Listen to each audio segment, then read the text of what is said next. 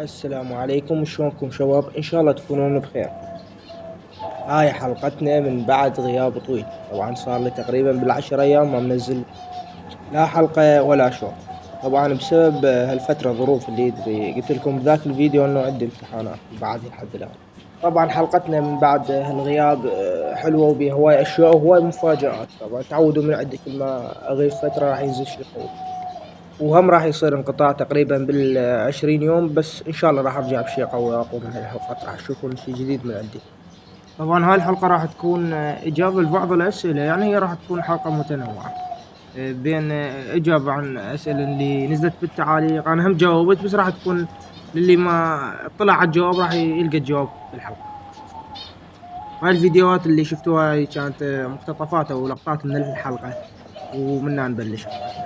بس مثل ما نعرف كل احنا هاي بداية الموسم الصيفي، وطبيعة الحال الصيف بالعراق يكون حار جدا، يعني درجة الحرارة ما تكون معتدلة بالمرتفعة بشكل كلش كبير.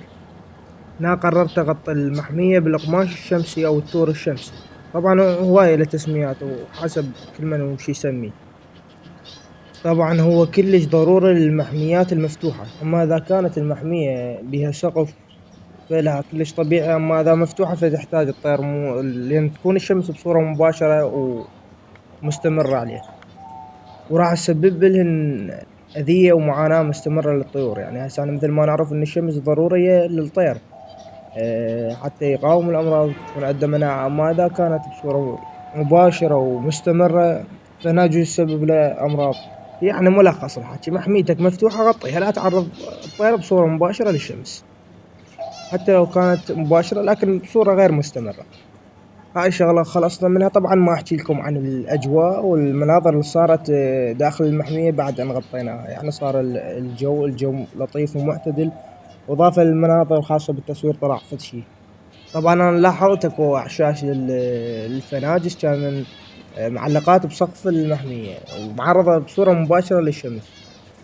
شفت انه اكو بعض البيض خربانة وفاسد من كثر الحرارة المرتفعة. وهسه غطيناه، لا هسه صار انتعاش جماعي. يعني الطيور اخذت راحتها وانا بنفس الوقت هم قمت اقدر اخذ راحتي، وحتى بالتصوير يعني كانت من كنت اصور الشمس مباشرة علي. وانا اغلب الاوقات اللي كنت اصور بيها هي الظهر اللي افرغ بيها. وحتى الشمس المباشرة تأثر على العدسة وعلى التصوير. وهاي نصيحة مني يعني لأصحاب المحميات، أصحاب القنوات، من تريد تصور صور الصبح أو صور العصر. يعني حاول قدر الإمكان إنه تصويرك ما يكون الشمس عمودية. وإذا حبيتوا أنزلكم يعني حلقة خاصة عن التصوير، يعني شوية نخرج عن موضوع الطيور، يعني فائدة لأصحاب القنوات اللي ينزلون. أنا لي خبرة بالتصوير بس أنا ما أقيم نفسي، يعني تقريبا صار لي أكثر من 5 سنين بهالمجال. بغض النظر عن التصوير بكاميرا، بس يعني تقدر تستفاد منها حتى لو انت كنت تصور بموبايل. يعني هسه اذا تتبع الارشادات اللي انزلها تقدر تطلع فيديو بهيج احترافية تصوير موبايل. طبعا مو بس تصوير، ايضا كذلك برامج المونتاج وكيف تغير بالالوان، درجات الالوان، درجات الاضاءة. هاي كلها يعني تأثر على الفيديو وتعطيك الجودة اللي انت تريدها. يعني شيء بسيط يعني، وما راح تحتاج لا حاسبة ولا غيرها، يعني كل شغلك يصير بالموبايل. هسه خلي نرجع لموضوعنا اللي هو عن الطيور. طبعا الرعي مال الحمام الملكي فد شي ويسواس، حتى من تقعد يمن ومنظر كلش حلو. هسه هنا الحمام الملكي ما جاي ياكل لا دخن ولا غيره، لان مكان الاعلاف بغير مكان، حتى مكان الاكل الاخر. وحتى ماكو قريب منه مكان علف حتى يوقع بالقاع، مجرد حب الشمس. وهنا طبعا ما يتغذون على حب الشمس، بس هنا يحاول ان يبحثن عن الدود او الحشرات اللي بالقاع. وطبعا الحصى الناعم هم يلقطنا اللي هو يفيدهم كلش بالهضم. وهنا دائما يجن لهذا المكان يلقطن، لان انا فارش حصى، وهذا المكان يعني صاير يم باب المحمية. وهواي طارت طيور من عندي بسبب هالشي. يعني من اجي افتح الباب انا قلت لكم انه الحمام الملكي طبيعته مو كلش وحشي، يعني أليف تقريبا، فمن نفتح الباب يطلعن كونهن قريبات عن الباب. هنا نجي لأزمة الأعشاش. طبعا هواي كتبولي بالتعليقات عن هالشي. هي كان بس هذا العش أو السندان السوداء كان المبيضات بيه، كان المبيضة هي هاي الطيارة الحمراء والمشجر فحل. واللي هن موضوع مفاجأة هاي الحلقة. طبعا أنا ضفت السندان أو العش الأزرق اللي بصفها. ما قدرت أضيف عش خوص لأن ما قدرت أعلقه، فضفت هاي صفر طاس ما أدري شو اسمه. المهم ونقلت بيه بيضتين له، فقفا بيه والمسألة طبيعية. بس هم رجعت نثية ثالثة هم اجت وبيضتها بنفس المكان. وهسه مكون اضيف عيش ثالث بصفها، هو اشوف ان حلقة وانقل البيض. شوف شنو الترتيب اللي راح يصير. طبعا هاي قلت لكم عليها بموضوع الحلقة اللي فاتت، يعني تطرقنا لها. اللي هو العيش كان للفناجس وبيضا دي بيضة واحدة، وهي جت قفت وبيضت. فهي هسه راقد على بيضتين مالتها وبيضة مال فنجس.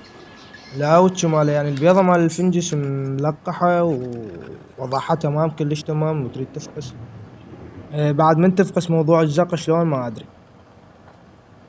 طبعا البلاوي أكثر من مرة لما نعيش، بس يجي الفنجس ويخرب العش. هو مو يخربه، وإنما ياخذ ياخذ من العش مال البلبل ويلم بعشه.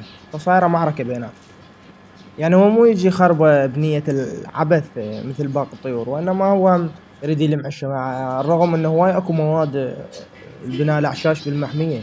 بس الفنجس قد ما تعطيه مواد هو يظل يلم ويكبر بالعش. ما أدري وين يريد يوصل. هذا العش اللي هسه هو راقد بيه الفحل، بعد ليش تقريبا يوم أو يومين يفقس. بس للأسف بيضة واحدة ملقحة مو اثنين، مع الرغم إن هاي النثية دائما بيضات اثنين ملقحات. نرجع لموضوع مفاجأتها. طبعا هاي النثية الحمراء كان يزوجها فحل رصاصي، فكان ذبن لي نفطيات تقريبا. فمن زوجت على الفحل المشجر فقسن وفقسن اثنين. بس ما أدري ليش هذا التزاحم بين الأفراخ. يعني صارت أكثر من مرة اللي الطير اللي يفقس بالبداية اللي هو الشبير يدفع أخوه ويذبه يوقع بالقاع. هنا شوفوا شلون نقلت البيضات. طبعا أنا حاط لهن عودان وأشياء بس إنه يشيلنهن ويذبنهن. المهم هسه تشوفون هذا البسندانة.